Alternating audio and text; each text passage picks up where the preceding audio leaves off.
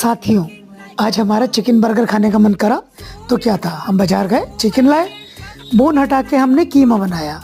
उसके बाद उस कीमे में लहसुन अदरक का पेस्ट, एक प्याज घिस के डाला, अंडा डाला, मसाले डाले और हरा धनिया मिर्च डाल के उसको मैरिनेट करने रख दिया। उसके बाद हमने उस कीमे की टिकिया बनाई और साथ में थोड़ा सा प्याज सॉफ्ट भी कर ली ऑयल में, और बर्गर को सेक के एक चीज़ स्लाइस लगा के खीरा और टमाटर प्याज के संग लगा के उसको खाया। सच में बड़ा मज़ा आया, बहुत टेस्टी बना।